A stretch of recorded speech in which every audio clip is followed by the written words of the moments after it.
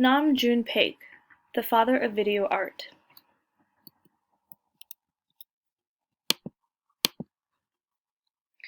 June Paik has been called the father of video art in recognition of his artistic contributions to technology and the video image that paved the way for other visual artists. Paik was an active artist from the 1950s up until his death in 2006. During his long career, he experimented with the television, sound, video imagery, and other facets of technology. Paik wanted to humanize technology in a way that would make it playful, interactive, and unrestrictive. Throughout his career, that credo would help Paik to create some of the most experimental television artworks the world would ever see. Paik is a true technological revolutionary, whose work is still regarded as a triumph within the art world.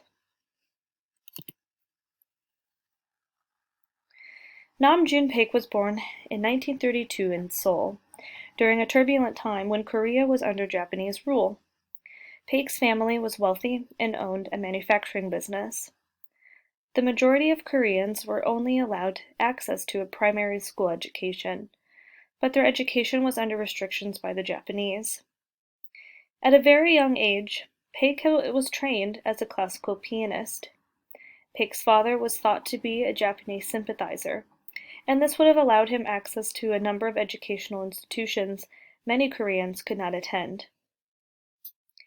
During the beginning of the Korean War in 1950, Paik's family left and went to Hong Kong, but later moved to Japan. The family's home in Japan was in a seaside town called Kamakura.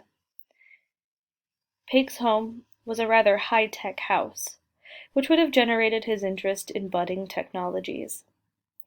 In 1956, Paik received a Bell & Howell 8mm movie camera, allowing him to make amateur films and explore new visual media. Paik earned a bachelor's degree in aesthetics from the University of Tokyo in 1956, and he studied art history and music. A year later, Paik moved to West Germany, where a lively center of music and performance had developed. In Germany, he studied under the composer Thrasybulus Euryades for a year and Wolfgang Fortner for 2 years. Paik met artists John Cage and Joseph Beuys while living in Germany. Their avant-garde art and performances would become a powerful influence in Paik's artistic career. John Cage was a composer and interdisciplinary artist whose love of everyday sounds and noises would inspire Paik to adopt Cage's techniques in manipulating sound. Paik would soon become a member of the Fluxus movement in the early 1960s. Fluxus was an international and interdisciplinary group of artists, composers, designers, and poets who were known for their avant-garde and experimental approach to various artistic media and disciplines. The introduction and membership of Fluxus quickly began to push Paik's work outside of his classical and academic training. Throughout the end of the 1950s and early 1960s, Paik began to experiment with music and performance.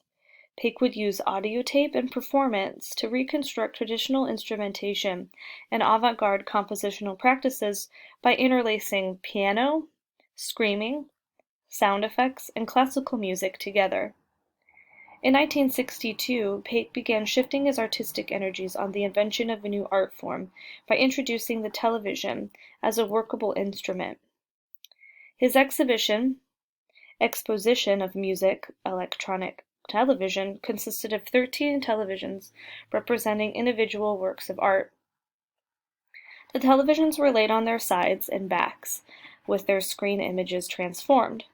One of the televisions, titled Cuba TV, shrank and extended the image on the set in relation to its volume.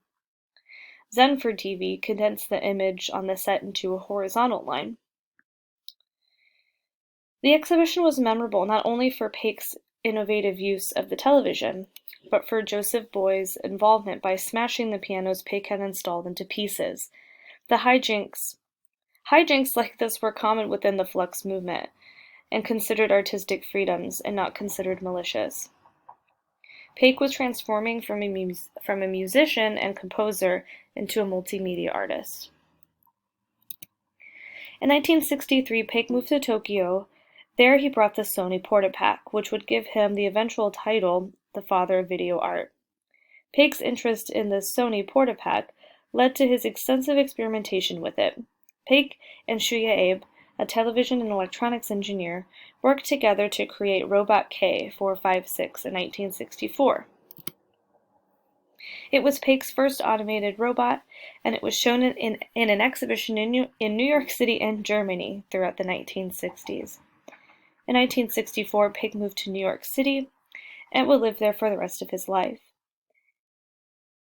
He found New York to be a great source of inspiration to him, and the mediums he was using for his art, like video and television, were prevalent in New York. The 1960s were a time of important artistic experimentation for Paik. He began to expand his engagement with video and television. Paik became fascinated with the manipulation of imagery and the transmission of images. He experimented with the distortion of images, for example, using a large magnet to manipulate video images. Paik was doing this kind of experimentation all while using his portable camcorder. His biggest breakthrough would happen in 1969 with the help of his friend and collaborator, Shuya Abe. The pair created the Paik-Abe video synthesizer. It was one of the earliest devices that could allow Paik to manipulate videos and combine images from multiple sources. The equipment allowed Paik to turn his televisions into canvases, where he could create interactive works of art. The video synthesizer paralleled his belief that technology can be art and that everyone can use it. Paik continued to create works of art with televisions and recording devices throughout the rest of his career. Paik made short experimental films like Global Groove, which was one of the first films created with the Paik-Abe video synthesizer. In the 1980s, Paik returned to cybernetics and robotics. Around the same time, he began creating video sculptures as an attempt to humanize technology. Paik once put it, "One must know technology very well in order to overcome it." In 1996, he suffered a serious stroke, limiting his mobility. Therefore, art making became an urgent activity for him. His health and physical mobility diminished, and in 2006, Paik passed away. Paik made large contributions to the 20th century art world and is considered to be the first video artist. Today, video art and other mediums focused around technology are commonly practiced all over the world. Paik pioneered the use of technology in art and has become a pervasive artist within the contemporary art world, whose work can be seen all around the globe. This is a link. You can actually view some of Paik's work, and it's really cool. I'd highly recommend looking at it. But that was the end of the presentation. Thank you.